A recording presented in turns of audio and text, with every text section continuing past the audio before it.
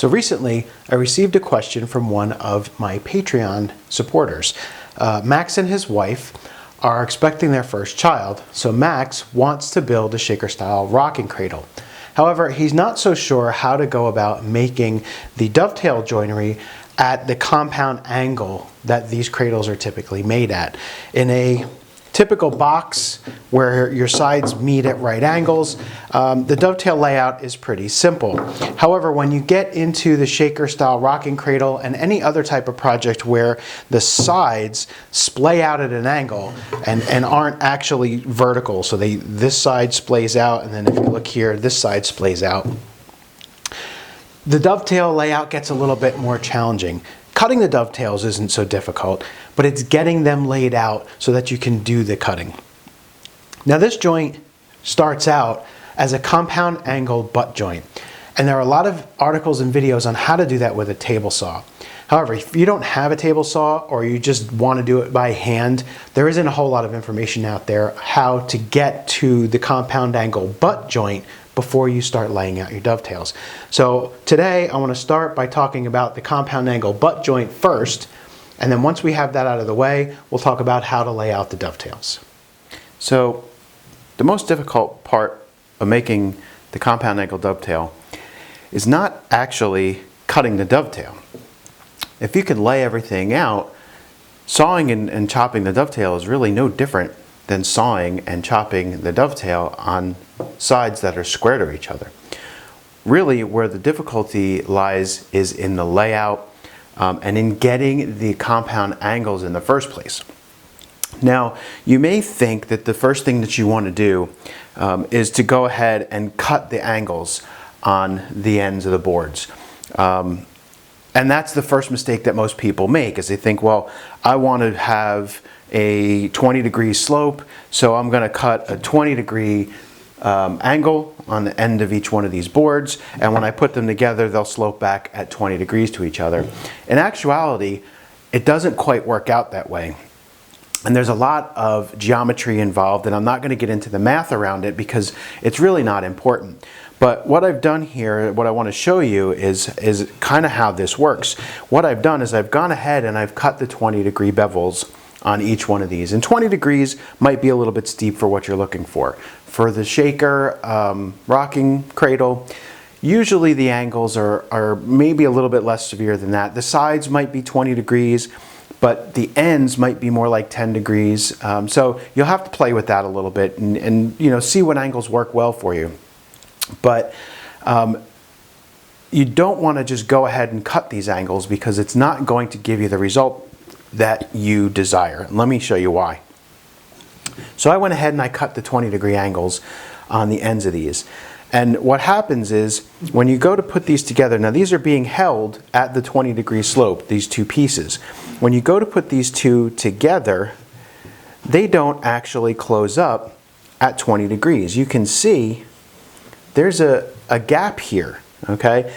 And the problem then is if you try to force them together, you run into issues. So let me give you an example. So let's say we're going to just try to force this into alignment. We're not going to worry so much, you know, we cut the bevels at 20 degrees. We're just going to go ahead and put them together at 20 degrees and see what happens. So if I put a little bit of glue on here, let me put a little bit of glue on here and glue these together temporarily, and then I'll come back and show you what we've got. Okay, so I went and put a little bit of super glue on here and held them together for a couple minutes just to give the glue a little bit of time to kind of hold this together. And you can see I've gone ahead and made sure that the seam of the joint closed together nice and tight. So, you know, if you were going to cut that 20-degree angle on both and put them together that way, the seam will close. But here's what ends up happening. If you can see this, how this piece of paper slides underneath here a lot of the way, it changes the angle that's on the bottom. So this bevel here is no longer correct at 20 degrees because these are no longer leaning out at 20 degrees. By cutting both of those at 20 degrees, you actually change how they lean out. So you don't have that 20-degree splay anymore. And the other thing that you'll find is that if you just go and cut them both at 20 degrees and put them together like this, what you'll see is that that doesn't actually go together square. And that's a problem, because when you build pieces like this, they're intended to go together so that this joint goes together square, and this one is not, obviously. And you might think, well, it's not that big of a deal. And in a piece where the angle, where they're not splaying out much, you know, if they're only splaying 5 to 10 degrees, that may not matter. But the larger the splay is, the more error there's going to be in how square that corner is. And while in this simple example joint it doesn't really matter all that much, when you go to assemble this, that joint is, that error is going to compound with each corner. And you're going to get to that last corner and you're going to have boards that just won't go together because the error is so great. And it really shows itself when you start to get into these 20, 25, 30 degree splays. So this is not the correct way to go about it. So we're going to take this apart and we're going to start over again. Instead, we're going to start just by cutting our splay. And I've got blocks on here, as you might have noticed, and that's just to help me hold the pieces at the correct angle and show you what I'm doing.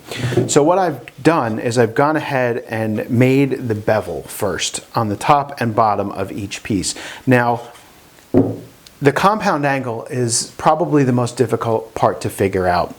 And there are a lot of articles out there on table saw techniques to go about doing this without any math.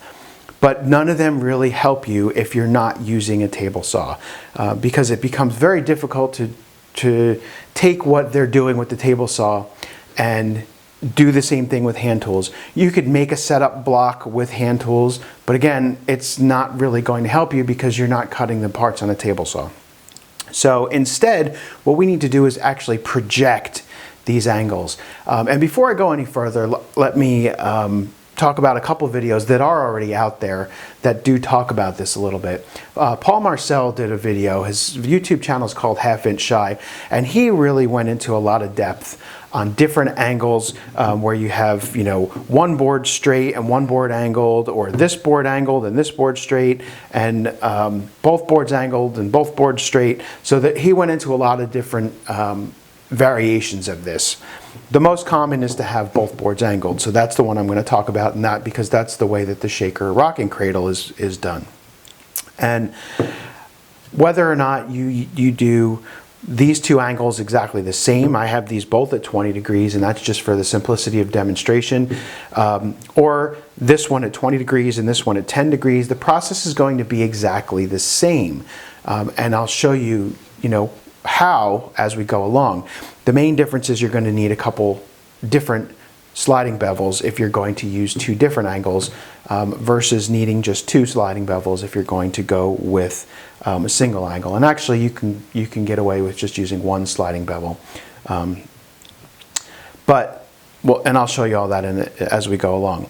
The second video I want to mention is Chad Stanton. Chad Stanton did a video on laying out the dovetails. Now, he goes through the table saw technique for creating the compound angle.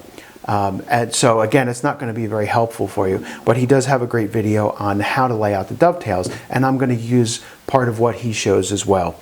But again, when we get to doing this, the first thing that we want to do is we want to get the proper compound angle butt joint at the corners. That's what we're striving for first. Once we get that, the rest is pretty easy. So in order to get that proper compound angle butt joint, we need to first establish the splay angle of the two sides. Now I'm using 20 degrees for both, like I said. You can use whatever angles you want. You can use a different angle for both, and the process is still going to be exactly the same. The first thing you want to do is get this bevel angle. That's the important one to get nailed down first. Get that bevel angle so that your pieces are leaning out properly. Now again, I mentioned I went with 20 degrees, so what you'll notice here is I cut my bevel, and my pieces are leaning at 20 degrees. So, you'll be able to tell that's the angle that I'm working with. So the bevels are cut at 20 degrees so that these pieces splay back at 20 degrees.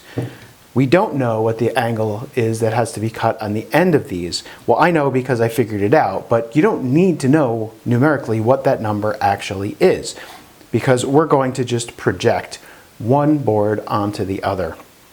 And that's how we're going to come up with the proper angle. The most important thing is, once you get these set, is to make sure that your pieces are square to each other before you start.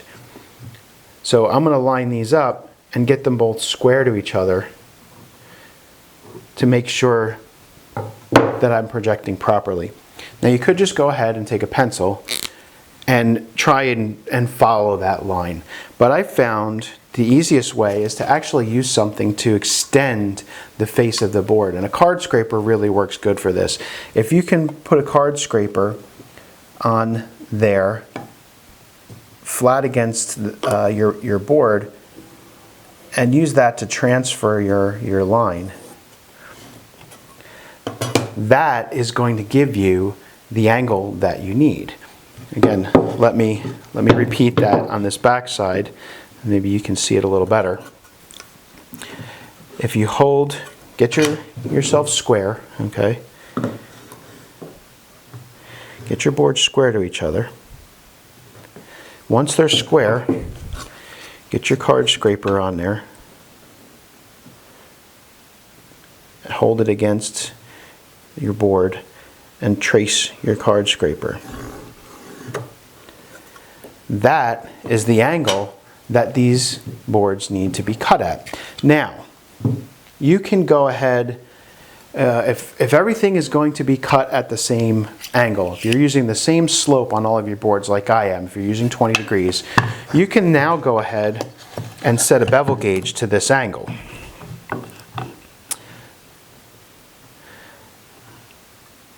Which is what I'm going to do. And this gauge setting is going to be the same for all 8 cuts that you have to make, on all 2 cuts on each corner.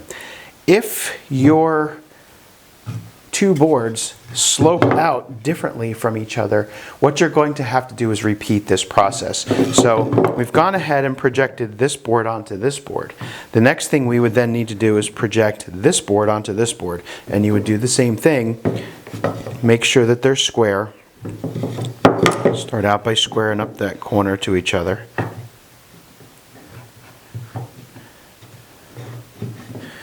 And make sure that angle is sitting right when you do this. And then take your card scraper again, place it on this board, project it onto your other board, and draw that line.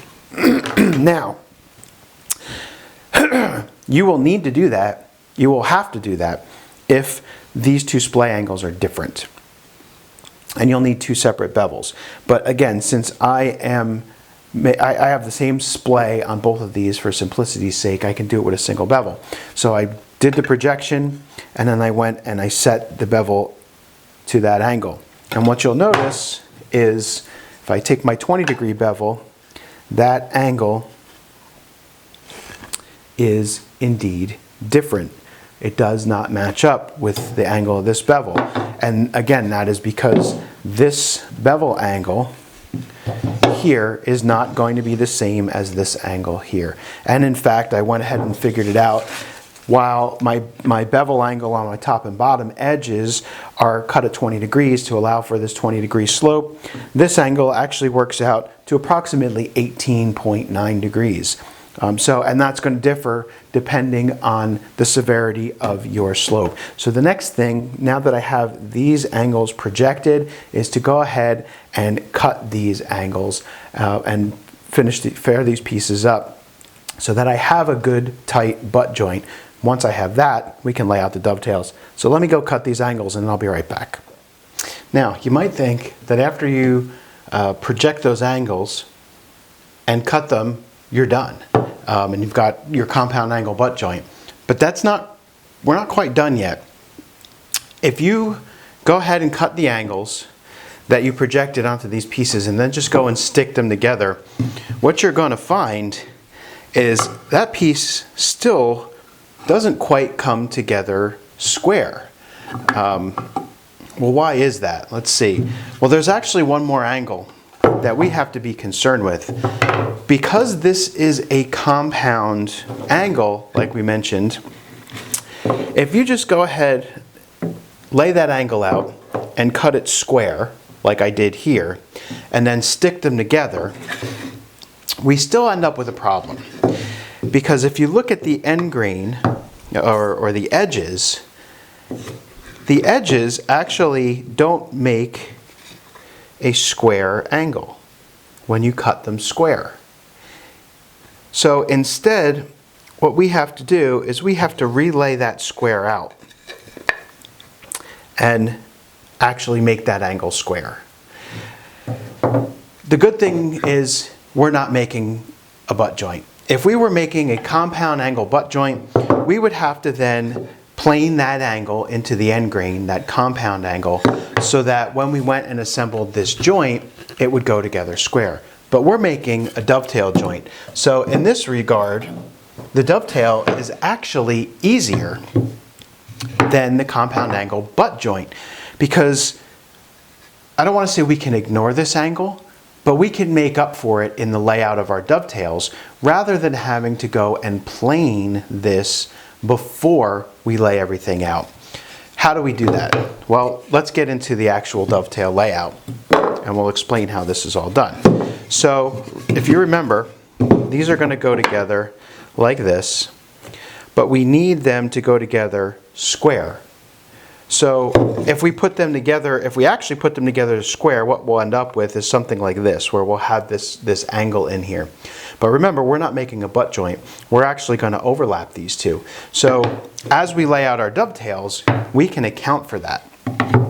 So instead, what I'm going to do is I'm going to take my marking gauge and I'm going to go ahead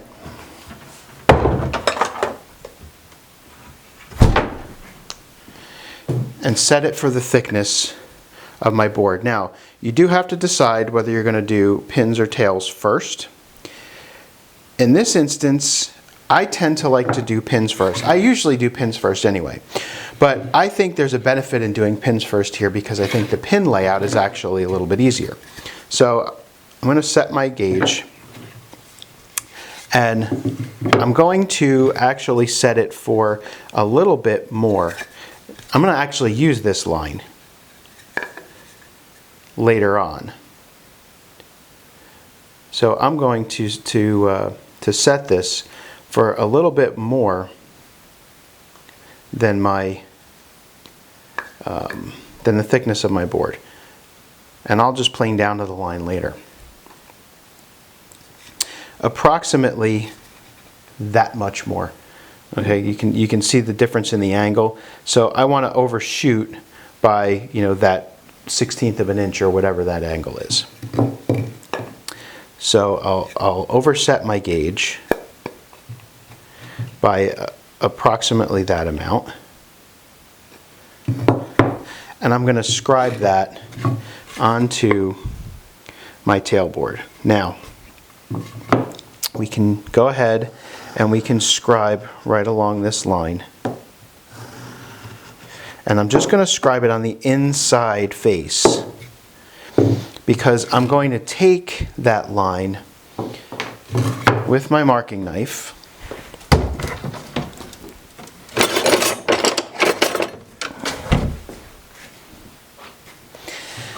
and I'm going to transfer it square across the board. I'm not interested in what this compound angle needs to be. I'm going to take my striking knife and I'm going to transfer this angle square across this board in order to get my layout around. This is going to make up for that angle. Now I'll come back here and you can see that the gauge does not line up with that square line. So we can't use the same gauge setting when we transfer it around. Okay, you can see that that gauge does not line up right with that same line. So I'm going to make my mark on all of my inside faces first. So if this is an actual project, I would go ahead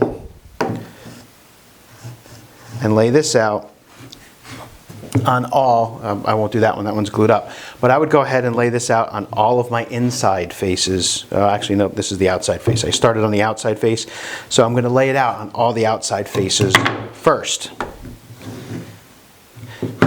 Then I transfer that line across square. And now I have to reset my gauge slightly so that the gauge, the knife sits in there and I'm referencing off of the right spot. So it's kind of a balancing act. Get that set. So now I've just accounted for that angle by resetting my gauge. And if I transfer this line square across the bottom, the two gauge lines should line up, and they do. That line connects the two of them. So essentially what we've done is used our baseline layout for our dovetails to account for that discrepancy in angle. And I'll pencil that in just so you can see it. How the gauge line was actually changed, but we still have that even baseline all the way around, based off of that square line. So again, what we're looking at here now is if we lay out the actual thickness on our board, let's see how easily we can do this. Not so easy to balance a whole bunch of different angles.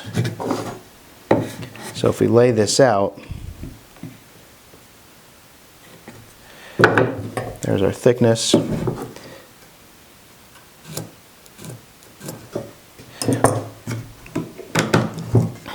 So that is how much that's how much overhang we have. We're gonna end up trimming that off after our piece is assembled. And as long as you gauge, as long as your pieces start out the same length and you use the same gauge setting all the way around, your piece will end up going together square, and when you plane this off and plane everything flush, you'll be okay. All right, so we're gonna start by laying out the pins. And I've got my sample dovetail board here that I wanna show you, because if you can cut dovetails on a square corner, you can do this. So what I want to show you is how the ends of these, these pins, and the pin board, the sides of the pins run parallel with the top and bottom of the side piece. Well, we're going to do exactly the same thing with our compound angle joint. Remember, I said laying out the butt joint is actually the hardest part. Laying out this compound angle, laying out the pins on here is a piece of cake, because all we have to remember is that the pins run parallel. So we're going to take our gauge, our bevel gauge. Now this is the one that was set to this angle, so it should also be set to this angle. So we can take this and we can lay out our pins. Now, this board is going to display this way. Okay, so it might be helpful to look at our sample dovetail on our square board while we're doing this. So this is the side of our piece that's going to have our pins. Okay, we'll turn it over. It's going to look like that. And our other board will come in, let's see, is it this one? I don't think it's this one. It's this one. Okay, get confused myself. Is going to come in this way. Okay, this is how these two are going to go together. Okay, so we have pin board, tail board,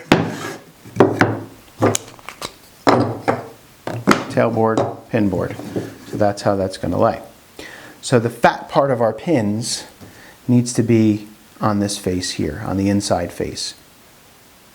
And the skinny part of the pins will be on the outside face. So I'm going to lay this out from the inside face. Here's the cool thing. This angle that we figured out and transferred before, if we put it against our end grain now, it's going to give us parallel pin lines. So we want the fat part of the pins here. I'm going to lay them out nice and fat.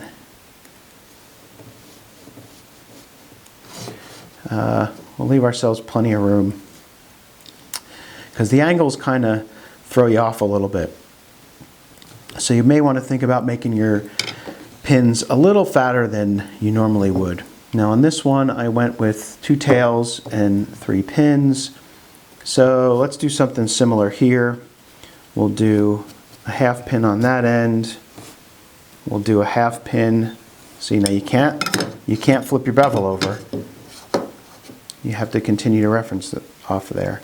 We'll do a half pin on this end, and then roughly in the middle, I don't know how this is going to end up, but we'll say we'll do a full pin here. So all I did was draw 4 parallel lines, okay? That will be pinned, that will be pinned, so we need to keep that. That will be pinned. That's all of our keep. This will be our waist here and here. So we've got to come up now with this end angle. So how do we do that? Well, there's a really cool method that Chad Stanton showed. Let me put this board aside, and we're going to take one of our other boards, sort of scrap. We're going to use this. So it's actually pretty simple. If you draw a line right down the center of this board, you can use a scrap or you can use the actual board that you're going to use for your side piece. And you go ahead and we're going to step off. We're going to make these dovetails about a 1:5 ratio. So if you step off, let me make sure I've got an inch on either side. I should. I do. So I'm going to use my ruler here and I'm going to mark 1 inch. Now you can mark an inch on either side that way and then measure 5 inches up. Or we can simply use a pair of dividers and step it off. So I'm going to set these dividers to roughly an inch. It doesn't really matter, it just has to be 5 steps. So, and I'm going to make a mark on either edge, on either side, one there and one there. Now I'm going to step off 5 along this center line. There's 1, 2, 3, 4, 5. This, the 5th one, becomes how we're going to set our bevel. So here, if we mark this all off, we've got 1 step, 2 step, 3 step, 4 step. Okay? So this is our baseline. 1, 2, 3, 4, and 5. Now, here's the cool thing. What's important is that we keep our bevel. We can reset this one now. We don't need that setting anymore. I like to use it this way. You're not going to be able to use your dovetail marker, but you can use this center line. Okay? We're going to connect those steps on the outside by connecting the mark that we stepped off on the side with the 5. And I'm just using this as a ruler right now. Okay, I'm not using it, I'm using it as a straight edge. So if we connect those lines there,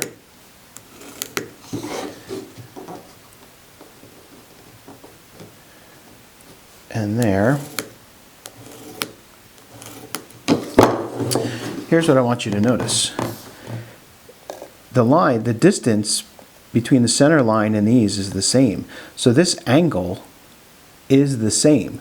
What's different, if I were to draw a square line from this short point here across the first step on the lower one, you would notice it's the same distance. And that, if we take this away, if we take this part of the board away, we've now got a regular dovetail joint, right? We're stepping out for a regular dovetail joint. So the only difference is that because of this angle, this one is extended.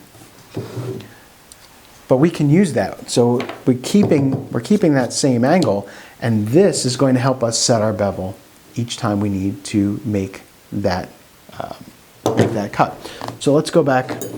We're going to lay this out on this joint. So it's important that you keep the same side of your bevel facing the correct side on here when you do this.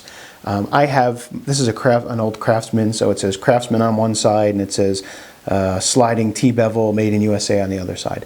As long as I keep the Craftsman side up, I know what side is up, I'll be okay. So I'm going to first set my gauge to the lower, and you're going to have to kind of figure this out by trial and error, which one goes where.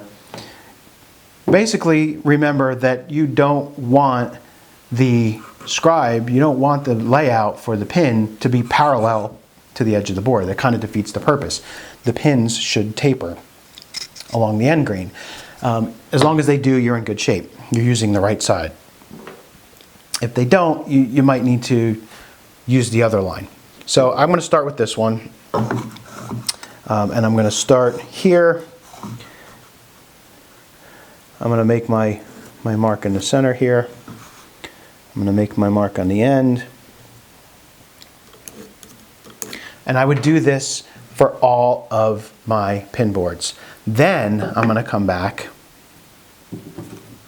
again, keeping the Craftsman up, keeping the same side of the bevel up. I'm going to reset my bevel gauge to the other line. And I'm going to come back and I'm going to do all of the other ones that I missed. Okay, here's what I want to show you. Your pins, the angles on the ends of the pins are not necessarily all going to be the same. It's very important to make sure you mark your waist here. It's always important to mark your waist. Extra important here. So, our pins are parallel here, okay? On the end grain, here's our tail socket, and here, these hatch marks, those are the pins. This one looks kind of parallel, but there is some taper there. So, as long as your pins are tapered, you know you've got it right. So now I'm going to go ahead and saw these out. And sawing them out is absolutely no different than sawing out dovetails pins on a square board. So I'm not going to show you that. I'm just going to go ahead and do it. I'm not going to waste time. I'm just going to go saw these and chop them out. So in my haste to get the waist cut and chopped out of this quickly, I ended up actually chopping out or cutting out the wrong piece. I cut out the pin, so I ended up having to remake that board, but you know, the process is the same up until the point where I cut out the wrong piece. So there you go. This is real woodworking here, folks. So I went ahead and I did chop out this sections for the tails. Now, marking the tails from the pins is again no different than what you would do for the square joint. You're going to line your board up, and now since you already have all of your angles figured out, you're pretty much done. And this is one of the reasons I like marking the pins, doing the pins first. It makes it a little bit easier to transfer because you've got so much room between the pins to get your pencil or your knife in there.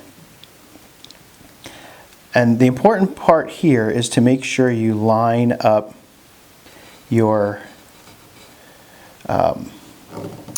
baseline. Make sure you're right on that baseline, because remember, we left some extra meat in the back so that we could account for that compound angle. So I'm just going to transfer these. And then just like before, you have to transfer them across the ends. I'm just going to extend these lines to my end grain.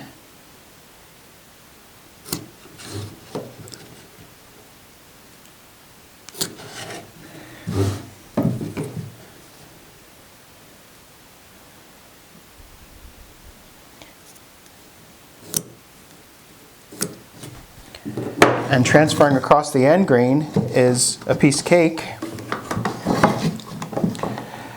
because, as we mentioned, the pins are parallel. So we go back to our gauge where we set that angle. We're not going to use a square. We're going to use the bevel and make sure everything is transferred parallel to that bottom edge.